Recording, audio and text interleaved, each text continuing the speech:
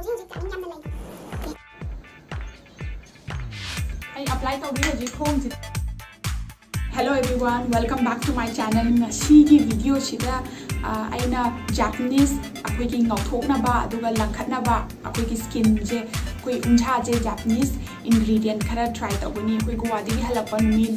gumni muk sugala e ado Guwahati he hala adi phana sunscreen taira jo khong khut ka je tanning yamna tawe do khut di khara phai tanning je khong da hele tanning tawba ado ai gi khong je hojing marang tang gale sigi Japanese ngauthokna ba whitening and brightening haiba akhoi home remedy je ina try tabuni adu khong ama khatang da try tabuni try tawaga yemina ji kai am pha no phatak no habado aduga numi mangani ne ina consistently try tabuni je numi mangani loiraga result je khangani so na kangi khong ji na apply tawani ni hoji chida ana ba kamaina chokrina ba I khangaude je hoji khong da apply tawre phajana kino minute kun muk ngai rani si je kangchana pa ngai rani aduga rinse tawani I'm so tired. I just cut a motor. Try to hold you too late to training. But she not getting him mal. Has about the Uramani home Nakana magic no topo mali Nakana Madi the Maxilla lady the site Sandan the Dum lady.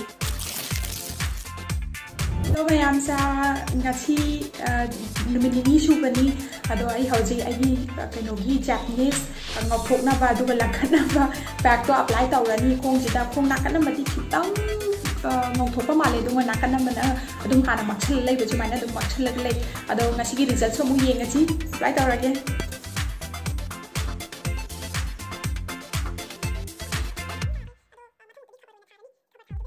khong ama tai ba loire hauji khong ama na dum lei re hana jumaina ama tai chal le loire minute kun mu ngai rani ai ku chui yo minute kun loire ka dum cham tho ge ado ga result yeng mina chi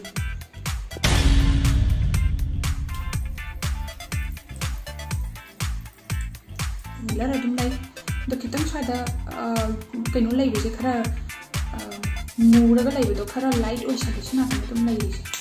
ado result ti yam he ta tai bo ge ta ngo budi na te ko adum khara di dum lai di ado haye ni ne chi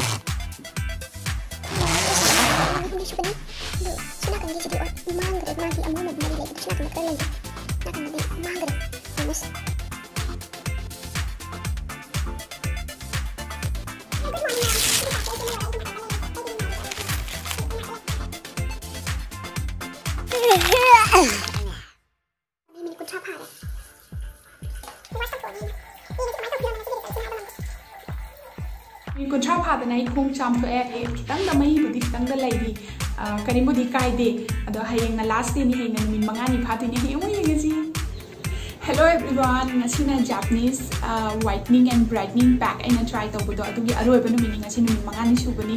do ai hoji ai ngasi hi prepare to ga sida lai ya si je apply to ni aina khong ama da han apply to bodo mana do apply to ni do yi ngasi kamana to buna ha bodo do ga honest review ki je ke si gi hello ra kan da si gi pack se kamana shape ni ha da 2 tablespoon yam lo pi ro yam ji manung da 1 tablespoon of cornflower happy ro cornflower je ni manung da 1 tablespoon of akogi sangom aphamba happy ro sangom aphamba je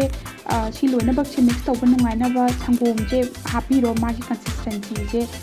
noini ye no ha po aduga si chini ne ni use to je chini je yamna akup chini ne noini yum da le chini do khara sugar use to je anta normal use to je aduga phajana mix to raga apply to bu ki dum yare Come on.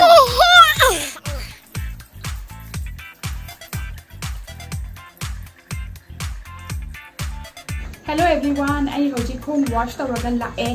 ni kunthang ngai re ngachi je du ko wash tawra la e ado sigi pack na promise tawba ta tai bo ga ta ngau bi ni ha ba di oi de ko ai di mot di oi de ai numit manga ni di continuously try tawi je nung ti gi fresh to laga na try tawi adu pau da mana result ti gi ha ta di ma dum pi ba ya ha ba nung ma khatang da result pi ni ha ba ni ado ai numit manga ni ne continuously try tawi je ꯑꯗ ꯅꯨꯃꯤꯠ ꯃꯉꯥꯅꯤ ꯃꯅꯨꯡꯁꯤꯗ ꯑꯩꯒꯤ ꯈꯣꯡꯁꯦ ꯉꯧꯒꯦ ꯍꯥꯏꯇꯥꯔꯗꯤ ꯄꯨꯡꯉꯧ ꯉꯧꯕ ꯌꯥꯔꯦ ꯍꯥꯏꯕ ꯑꯗꯣ ꯍꯧꯖꯤꯛ ꯐꯥꯎꯕꯗ ꯈꯤꯇꯪꯕꯨꯗꯤ ꯁ꯭ꯂꯥꯏꯠꯂꯤ ꯆꯦꯟꯖꯦꯁꯄꯨꯗꯤ ꯂꯩꯀꯣ ꯈꯔꯕꯨꯗꯤ ꯉꯧꯊꯣꯛꯑꯦ ꯑꯗꯣ ꯉꯧꯊꯣꯛꯑꯁꯨ ꯌꯥꯝꯅ ꯃꯥꯅ ꯄ꯭ꯔꯣꯃꯤꯁ ꯇꯧꯕ ꯁꯨꯃꯥꯏꯅ ꯍꯦꯛꯇ ꯃꯌꯥꯝ ꯑꯃ ꯉꯧꯈꯤꯅꯤ ꯃꯌꯥꯝ ꯐꯖꯊꯣꯛꯈꯤꯅꯤ ꯍꯥꯏꯕꯗꯨꯗꯤ ꯑꯣꯏꯗꯦ ꯑꯩꯒꯤ ꯃꯣꯠꯇꯗꯤ ꯑꯗꯨꯅ ꯑꯩ ꯈꯔ ꯗꯤꯁꯑꯄꯣꯏꯟꯇꯦꯗ ꯑꯣꯏ ꯁꯤꯒꯤ ꯄꯦꯛꯁꯤꯗ ꯑꯗꯣ ꯑꯩꯒꯤ ꯃꯣꯠꯇꯗꯤ ꯄꯦꯛꯁꯦ ꯁꯦꯝꯕꯗꯁꯨ ꯋꯥꯏ ꯑꯗꯣ ꯀꯪꯕꯗꯁꯨ ꯋꯥꯏ ꯃꯤꯅꯤꯠ 10 ꯈꯛꯇꯪ ꯉꯥꯏꯌꯨ ꯍꯥꯏꯕꯅꯤ ꯑꯗꯣ ꯃꯤꯅꯤꯠ 10 ꯉꯥꯏꯔꯕꯨꯛꯇ ꯄꯦꯛꯁꯦ ꯀꯪꯃꯟꯗꯗꯅ ꯑꯩꯗꯤ ꯃꯤꯅꯤꯠ 30ꯐꯥꯎ ꯉꯥꯏꯈꯠꯂꯕꯅꯦꯕ ꯑꯗꯨꯕꯨꯛꯇ ꯀꯪꯗꯗꯅ ꯑꯩ ꯑꯗꯨꯝ ꯋꯥꯁ ꯇꯧꯊꯣꯛꯏ ꯁꯤꯒꯨꯝꯕ ꯃꯌꯥꯝ ꯑꯃ ꯋꯥꯏꯠꯅꯤꯡ ꯑꯩꯈꯣꯏꯒꯤ ꯍꯧꯖꯤꯛ ꯑꯩꯈꯣꯏꯒꯤ ꯏꯟꯇꯔꯅꯦꯠꯁꯤꯗ ꯋꯥꯏꯔꯜ ꯑꯣꯏꯗꯨꯅ ꯂꯩꯔꯤꯕ ꯍꯥꯏꯗꯤ ꯀꯣꯔꯤꯌꯟ ꯁ꯭ꯀꯤꯟ ꯋꯥꯏꯠꯅꯤꯡ ꯖꯥꯄꯅꯤꯁ ꯁ꯭ꯀꯤꯟ ꯋꯥꯏꯠꯅꯤꯡ ꯑꯗꯨ ꯑꯗꯥ ꯃꯌꯥꯝ ꯑꯃ ꯇꯧꯔ ꯂꯩꯔꯤꯁꯦ ꯁꯤꯒꯨꯝꯕꯁꯦ ꯑꯗꯨꯝ ꯑꯩ ꯇ꯭ꯔꯥꯏ ꯇꯧꯔꯒ ꯑꯩꯒꯤ ꯀꯩꯅꯣꯁꯤꯗ ꯑꯩꯒꯤ ꯆꯦꯅꯦꯜꯁꯤꯗ ꯑꯗꯨꯝ ꯑꯞꯂꯣꯗ ꯇꯧꯖꯔꯛꯀꯦ ꯀꯔꯝꯅ ꯐꯩ ꯀꯔꯝꯅ ꯐꯠꯇꯦ ꯍꯥꯏꯕꯗꯣ ꯑꯗꯨꯒ ꯑꯗꯨꯝ ꯌꯦꯡꯃꯤꯟꯅꯁꯤ ꯀꯃꯥꯏꯅ ꯇꯧꯕꯅꯣ ꯍꯥꯏꯕꯗꯣ ꯋꯥ ꯑꯃꯗꯤ ꯀꯥꯎꯕ ꯌꯥꯗꯦꯀꯣ ꯍꯥꯏꯗꯤ ꯑꯗꯣ ꯋꯥ ꯑꯃꯗꯤ ꯀꯥꯎꯕ ꯌꯥꯗꯦ ꯑꯩꯈꯣꯏꯒꯤ ꯁ꯭ꯀꯤꯟ ꯇꯣꯟꯁꯦ ꯏꯃꯥ ꯄꯨꯛꯅꯨꯡꯗꯒꯤ ꯂꯥꯛꯑꯕꯁꯦ ꯁꯤ ꯈꯤꯇꯪ ꯉꯥꯟꯊꯣꯛꯍꯟꯕ ꯌꯥꯏ ꯈꯤꯇꯪ ꯕ꯭ꯔꯥꯏꯠ ꯑꯣꯏꯍꯟꯕ ꯌꯥꯏ ꯑꯗꯨ ꯄꯨꯡꯉꯧ ꯉꯧꯍꯟꯕꯗꯤ ꯌꯥꯗꯦꯀꯣ ꯃꯣꯏ ꯆꯥꯏꯅꯤꯁ ꯖꯥꯄꯅꯤꯁ ꯀꯣꯔꯤꯌꯟ ꯃꯣꯏꯁꯤꯡꯗꯤ ꯃꯣꯏꯒꯤ ꯁ꯭ꯀꯤꯟꯁꯦ ꯍꯥꯟꯅꯗꯒꯤ ꯉꯧꯔꯒ ꯄꯣꯛꯂꯛꯑꯕꯅꯤꯅ ꯃꯣꯏꯗꯤ ꯉꯧꯔꯒ ꯑꯗꯨꯝ ꯂꯩꯔꯗꯕꯅꯤ ꯑꯗꯨꯅ ꯑꯩꯈꯣꯏꯒꯤ ꯁ꯭ꯀꯤꯟ ꯂꯩꯕꯁꯦ ꯁꯤꯗ ꯑꯗꯨꯝ ꯍꯔꯥꯎꯔ ꯂꯩꯒꯗꯕꯅꯤ ꯍꯥꯏꯗꯤ ꯌꯥꯝꯅ ꯗꯤꯁꯑꯄꯣꯏꯟꯇꯦꯗ ꯑꯣꯏꯕ ꯌꯥꯗꯦ ꯁ꯭ꯀꯤꯟ ꯄ꯭ꯔꯣꯕ꯭ꯂꯦꯝꯁ ꯗꯤꯜ ꯇꯧꯔꯒ ꯁ꯭ꯀꯤꯟ ꯀ꯭ꯂꯤꯌꯔ ꯑꯣꯏꯍꯟꯕꯗꯨꯅ ꯍꯦꯟꯅ ꯃꯔꯨ ꯑꯣꯏ ꯁꯤ ꯃꯉꯥꯏꯔꯦ ꯑꯩꯒꯤ ꯚꯤꯗꯤꯑꯣꯁꯦ ꯑꯩꯒꯤ ꯚꯤꯗꯤꯑꯣꯁꯦ ꯅꯣꯏꯅ ꯄꯥꯝꯕ ꯇꯥꯔꯗꯤ ꯊꯝꯁ ꯑꯞ ꯄꯤꯕꯤꯌꯨ ꯑꯗꯨꯒ